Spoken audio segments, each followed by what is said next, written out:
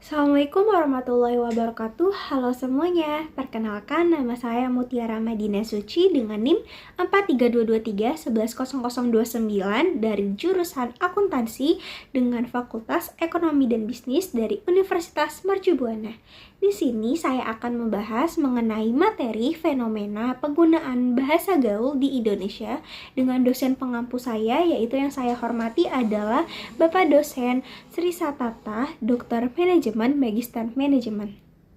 Jadi kita akan membahas menjadi 5 tahapan dari materi fenomena penggunaan bahasa pergaulan di Indonesia, di mana didahului oleh latar belakang, yang kedua adalah pembahasan, yang ketiga adalah kesimpulan, yang keempat adalah saran, dan yang terakhir adalah daftar referensi.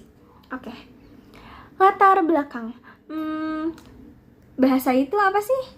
Jadi, bahasa adalah alat komunikasi utama manusia di kehidupannya, di mana di tempat tinggal kita di Indonesia ini dengan keberagaman etnis dan budaya yang sangat banyak, berbagai bahasa dan dialek hidup saling berdampingan. Sementara bahasa Indonesia ini muncul sebagai fungsi untuk bahasa nasional atau bahasa pemersatu, di mana fenomena bahasa gaul ini muncul sebagai bentuk ekspresi diri terutama di kalangan muda dan berkembang melalui teknologi dan informasi tentunya. Lalu selanjutnya, selain mencerminkan kreativitas, tetapi juga menimbulkan kekhawatiran terhadap degradasi bahasa Indonesia yang baku.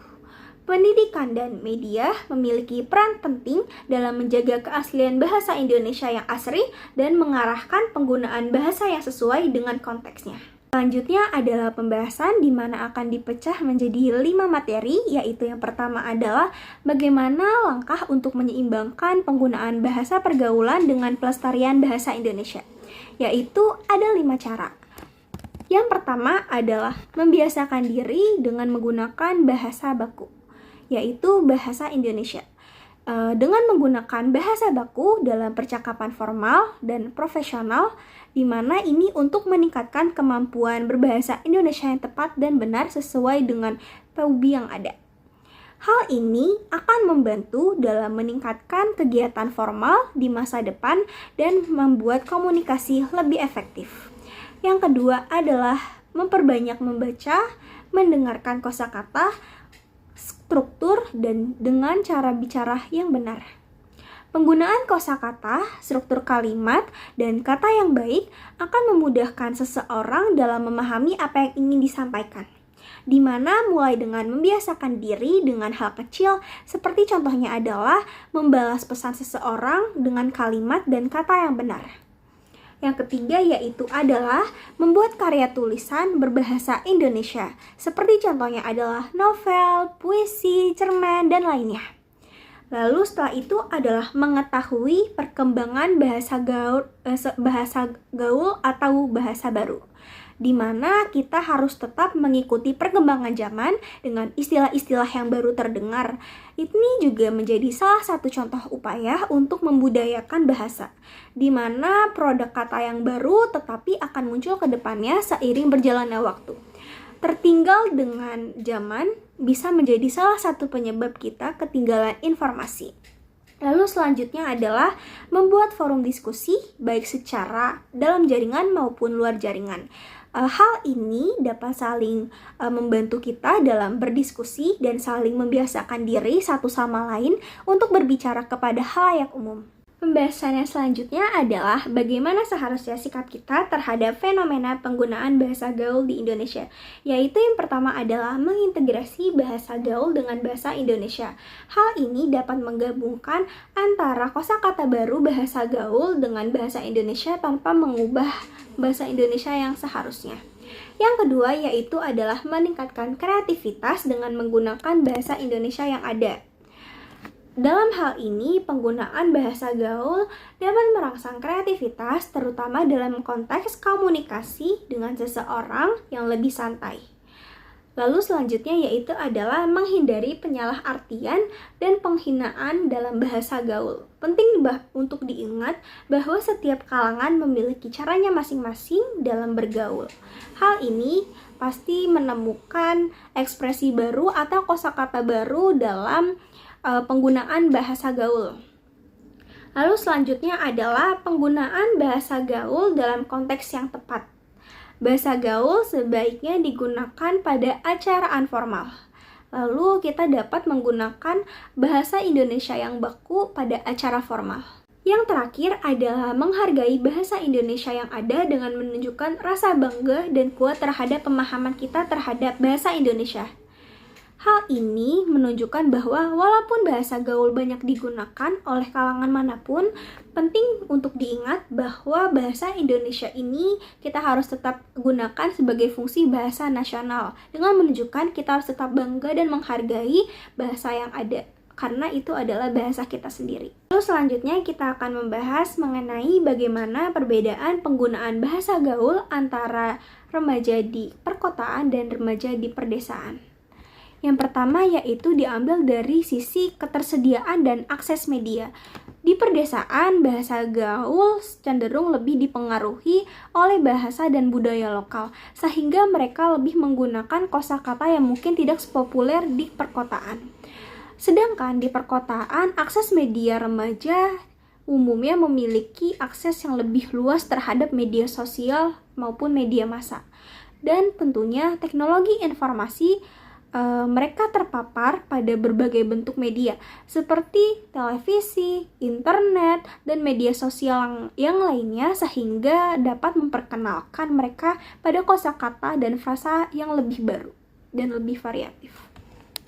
Selanjutnya adalah sosial dan interaksi budaya, di mana di daerah perdesaan ini remaja di perdesaan mungkin memiliki konteks sosial yang lebih homogen atau terbatas, sehingga penggunaan bahasa gaul yang ada mungkin lebih terstruktur dan terbatas pada kelompok sosial yang kecil.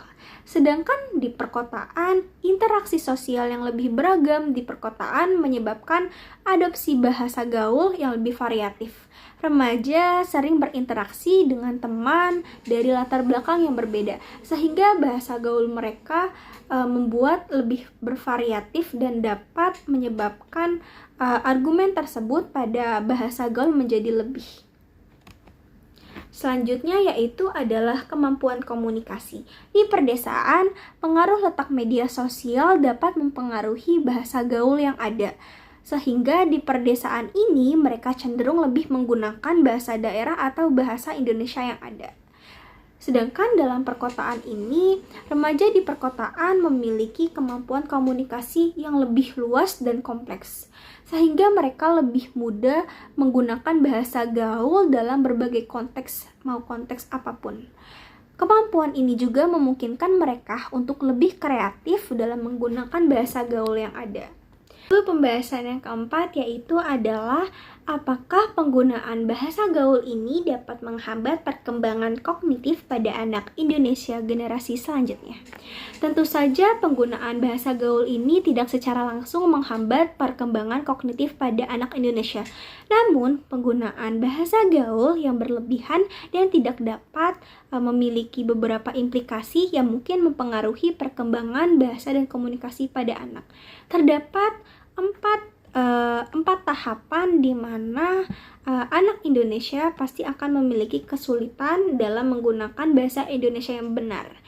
Dalam penggunaan bahasa Indonesia yang berlebihan dapat membuat anak-anak lebih sulit menggunakan bahasa Indonesia yang benar dalam situasi formal maupun non-formal. Hal ini karena bahasa gaul seringkali memiliki kosakata yang berbeda dengan struktur kalimat yang lebih pendek, sehingga anak-anak mungkin memiliki kesulitan dalam memahami dan menggunakan bahasa Indonesia yang tepat. Selanjutnya dilanjuti dengan pengaruh pada kualitas komunikasi, di mana bahasa gaul sering digunakan dalam komunikasi antar kelompok remaja. Tetapi penggunaannya ini dapat menyebabkan kesenjangan komunikasi yang ada antar generasi. Anak-anak yang tidak terbiasa dengan bahasa gaul mungkin memiliki kesulitan memahami atau berkomunikasi dengan anak-anak yang lebih terbiasa dengan bahasa gaul.